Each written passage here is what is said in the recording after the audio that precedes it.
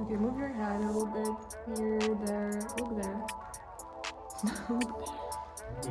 Move the chair. Look, just look there, my god. Oh, look there. Look. You sure the acoustics in here aren't just the worst thing you've ever heard in your life? I don't know what you're talking about. I like it. Okay, let's talk. Okay. My name's Adam Holbrook. Holbrook? That's very interesting. Is Last it name. Yeah. Yeah. It sounds English? fancy. It's English. It's a very English last name. If I understand correctly, and I might not, my family was in America when it was still a bunch of colonies, a bunch of British colonies. I mean, they're Americans from since before there were Americans, aside from the native ones. But I mean, you didn't have Irish roots or. yeah, I have Irish and English roots. But that's again, like, so it depends, right? Like, how far back do you want to go? How old are you, by the way? 30. Yeah, that's what shocked me, actually. Yeah, it's hard to introduce myself when you're talking, but yeah. Adam Holbrook, I'm 30. I'm an electrical engineer. I was designing substations for 4 years, I think. Before I was a substation engineer, I was a dispatcher. And Where? same place. The power company, right? So the power company, they supply power to light bulbs, basically. And when something went wrong, when there was a problem, I was the guy that would get on the phone and tell the workers, like, hey, stuff needs to go get fixed. And then I was promoted to engineering because I had an engineering degree the whole time. And then I did that for a while. And then I was unhappy with that. You didn't like your job? I liked the work. I didn't like where I was working. Why you just didn't change the company? Or is it the same stuff everywhere? Generally, it's the same stuff everywhere. You learn very quickly that everywhere it's politics. And, you know, there's different things at different places, but to me, it's always, I go somewhere else, and as bad as I think the boss is right now, as an example, it could always be worse. Maybe it'll be better, maybe it'll be worse, right? And so it's like, if I'm not happy where I'm at, if I'm not happy in this environment, I just need to change the environment altogether. I don't need to find a different place that does the same thing. I need to find something different. I did. Okay. Ukraine. Yeah. That's pretty much it. That was my first job out of college. No, my first job out of college was at a hardware store as a cashier. But Yeah, we didn't tell people where you're from. Tennessee. I just love the name of the state because I don't know, it's just interesting. You always pronounce it like Tennessee. The way it's pronounced is just Yeah. fun. I don't know how else to pronounce it. Yeah, Tennessee. It's probably a Native American name. I'm not sure. Maybe the stress goes like at the end of the word Tennessee. Yeah. So that's why. I don't know. It just sounds. What are you guys saying? Tennessee? No. Tennessee. I don't think other way of pronouncing it would help, or it would be more interesting. But it's just, you know, some words just stick in your head. Your brain loves them. Yeah. They're almost poetic in and of themselves as a singular word. Yeah. They of course. Feel Have a nice different. ring to them. Well, if I hadn't grown up there, I might feel the same way. But for me, it's almost like saying home. Yeah. Do you have any word here, like in Russian, that you feel the same way about? When I first started, I thought the word sabaka was so fun. I still say it like it's fun because I got used to that, right? It was just like, that was when I first started, right? That's one of the first like 10 words I learned, just like, oh, sabaka. There's just something about it that's very satisfying. It's very satisfying. Like if it was a curse word, It's satisfying. if it was a curse word, I wouldn't be surprised because it's just very satisfying You to can use say. it as a curse word. Yeah, you can. You can can. call someone. No, yeah, that's true. You can insult somebody by calling them a dog, of course, but I just mean like in general, like if I was mad and then I was just like sabaka, ooh, yeah, I'd feel better, right? Like that's how, to me, that's what a curse word is, right? It's a verbal way to release your anguish.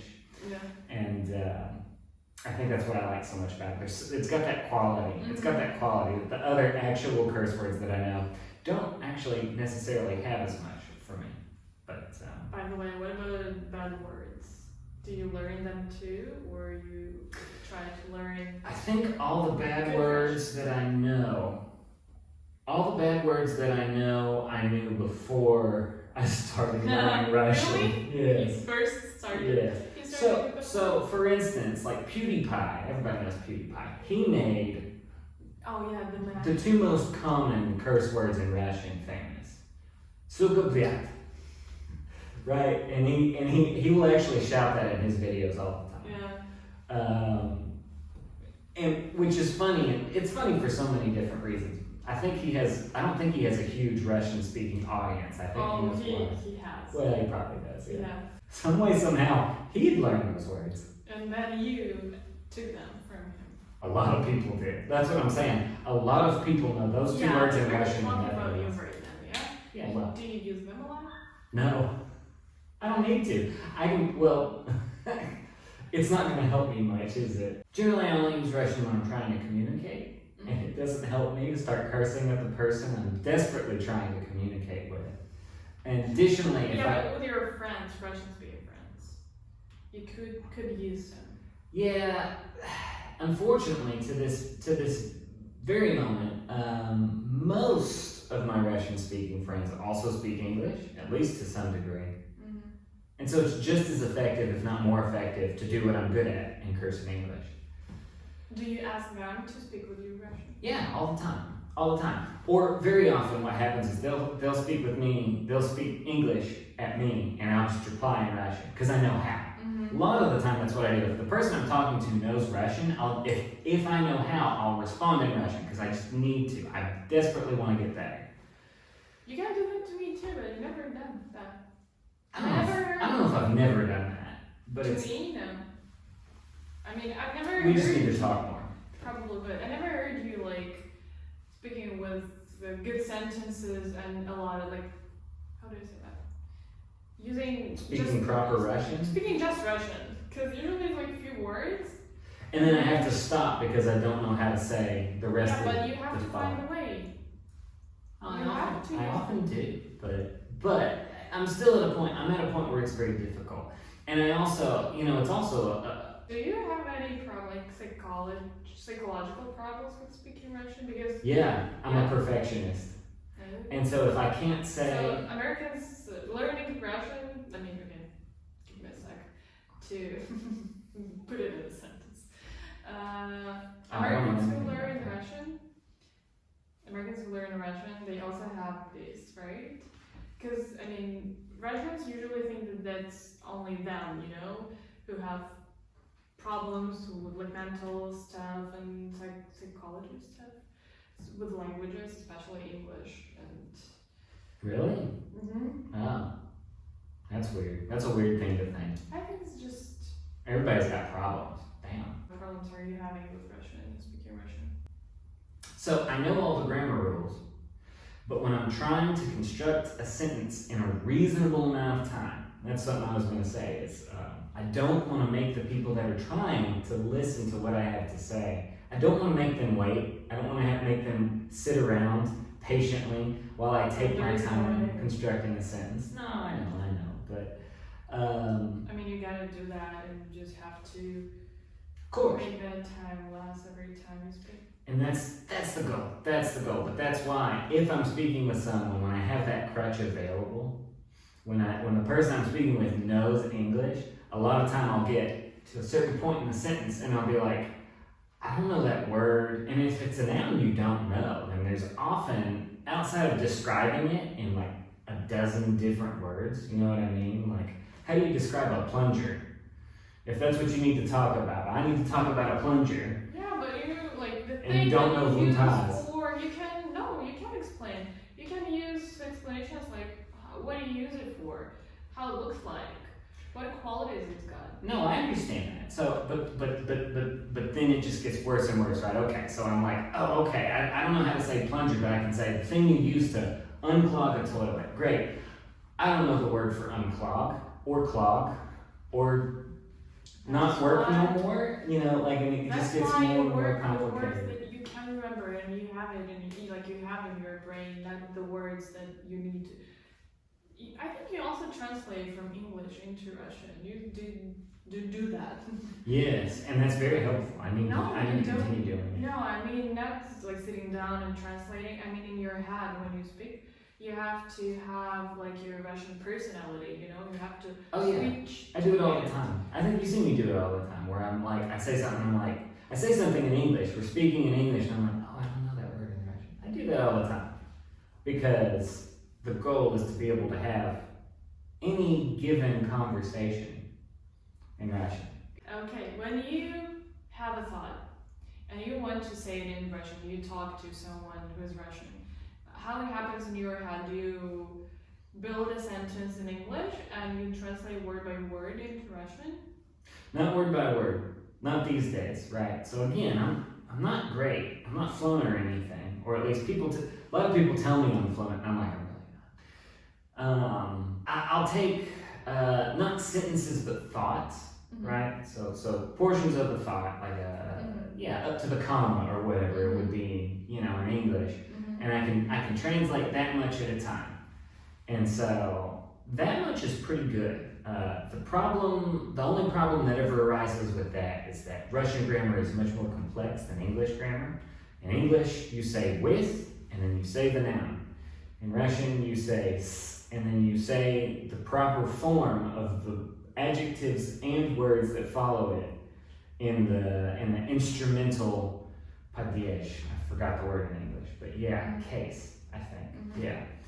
And I'm just not used to that. And I'm slowly getting more and more used to that. It's getting easier and easier, but it's still not easy. It still takes a lot of brain power. I'll still stop just before I say it to make sure that it's plural, so it doesn't matter that it's feminine. So I have to make it plural now, I can do that. But again, I just get stopped when there's a word that I need, and I don't know that word, and it's either something that I can't explain very quickly, or something that I feel like explaining it's just stupid. Like I say, the toilet's clogged. Вода не идет, по вантузу. Yeah. I get stuck, and I'm just like, this is stupid. Why am I explaining what happens when a toilet breaks? I'll just speak in English. I'm trying to find some form of immersion that doesn't piss everyone around me off. You need to ask. You gotta ask people to speak Russian to you, because no one will do that. Yeah, well, it's a bit of a no-no when you're at an English-speaking club to be like, sorry, could you stop speaking English? I don't mean like when you come to our event. How come you are here, actually? America for us is an expensive country to go to. Yeah. And it's far. And sadly, it's not the same for Americans. Yeah, it's so different. You don't really need money or a visa to come to Ukraine. For Americans, everything's mostly open. Yeah, so... If you have, I know people who have American passport and Russian passport, and they have just few countries that they cannot go to. Yeah. Oh yeah, between those two, the whole world is that's like the whole world, yeah. Where can I go? Is that how I live? No. Do I speak too much? That's up to you. I feel like you look at That's up to any given person that's listening. You said you need 3 things to go to America: money, time, and a visa. It's actually money. It's actually money and documents. And a visa.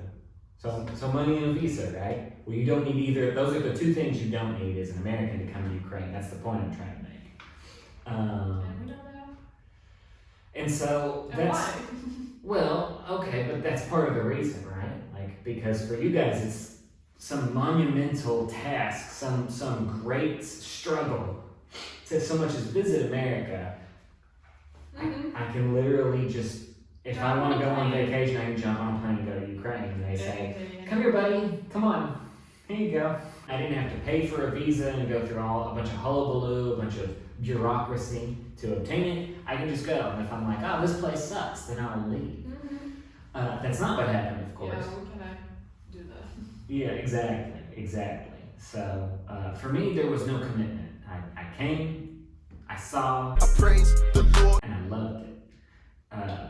And so I didn't want to leave, and I haven't yet, and I don't intend to, if I can help it. So, and in a lot of ways, it's just that simple, right? I mean, I can get into the nitty gritty, but at the end of the day, like seriously, that's what I need to start telling people, because that's actually the best way to put it. Is like, I could just come here, and I didn't have to stay, but after I came here, I realized that I wanted to. Why? So, in a lot of ways, things here are similar, like culturally, things are similar, right? And in America? Yes. In America, interacting with the people around you can be so complicated in the most unseeable ways. And it's one of those things, it almost takes years You're to... so friendly. What about the thing Americans have? What thing? This being friendly to everybody. And stuff. I thought it's easier in America because here, if people don't like you or they didn't like something you did, they would give you that look, you know, like you're that. Turns out it's exactly the same in America. America's a land of extremes. So there's two types of people in America. There's people like me, and there's people that are like, why did you just try to talk to me? What do you want from me? Why would you speak to me unless you wanted to follow me home and murder me? I have only second type here. Yeah. Well, you know. In my experience, you've only got the first type. Genuinely, so many people have been so kind to me in ways that I never experienced back home. So that's one thing that I think most people agree on is in America, nobody has any patience. Nobody has any patience. They feel like they don't have time for anything. They have to be rushing to the next destination, even if their destination is relaxation, which is something I'll never wrap my head around, right? It's like,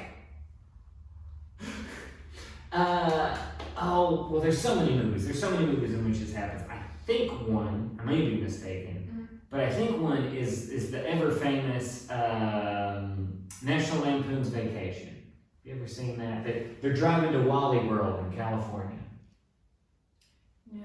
Well, and I may be misremembering which movie, but this happens in many movies, so it's not necessarily important. But they're going on vacation, and I believe at one point the main character's wife says to him, like, "Honey, you're going so fast. Slow down." And he says, "What do you mean? We're making great time." And to me, you just gotta stop and think about that for a second. It's like you're on vacation. Like getting to Wally World is part of the vacation. Why are you in a hurry? Why are you driving really fast? This is part of the relaxation. And it's like that all the time in America. It's just like, well, I can get away with, it's not just on the road, but it's a very convenient time to point it out. I can get away with speeding right now. I can go 10 over for the next 10 minutes and the cops probably won't catch me. And it's just like, what are you in such a hurry for? You know what I mean? And then you get there and you're in a hurry. And then you're on the way back and you're in a hurry.